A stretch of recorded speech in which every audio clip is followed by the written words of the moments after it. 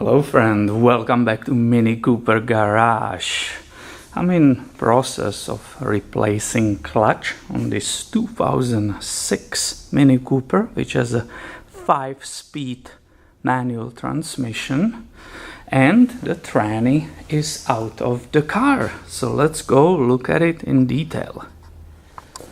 And I wanted to show you on purpose when it's all dirty and how it came out of the car, right? So you can see this one, it's pretty dusty, right? A little bit of oil on the bottom. Let me move it, right? You can see it here, right? Here is that throw out bearing, nicely coming in and out. The shaft, right? And that's basically, obviously, the engine side, right? So this will be the opening for the passenger, right? That long CV shaft.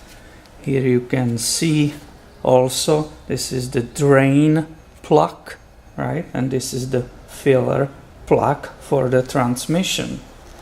When you go around, the other shaft is coming out here, right? Normally. And this is what you see when you are on the driver's side. Here are the spots for the shifter linkage.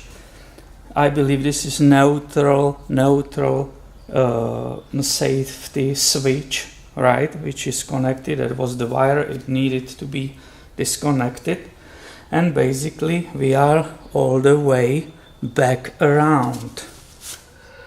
And that was all in fun, but now comes the bad news.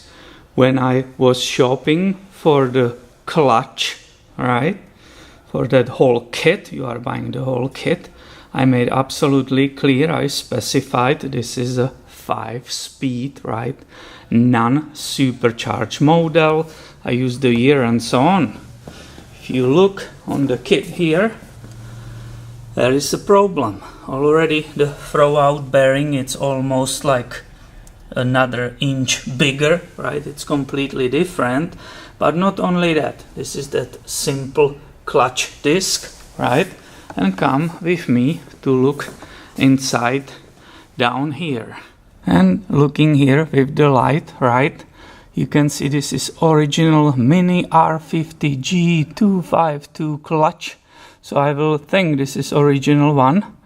But if you look deep inside, you will see the clutch. This is completely different.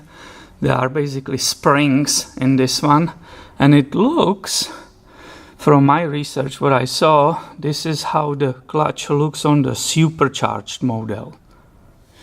And now starts the headache. The car is on the lift, right, so it's blocking lift, and I end up most likely with the completely wrong clutch kit. So as you can see, no matter what you do, sometimes mistakes happen and there are complications. Anyway, stay tuned because I will film a lot of this work. It will be posted on this channel so you don't miss it. Make sure you are subscribed. Thank you for watching and have a wonderful day.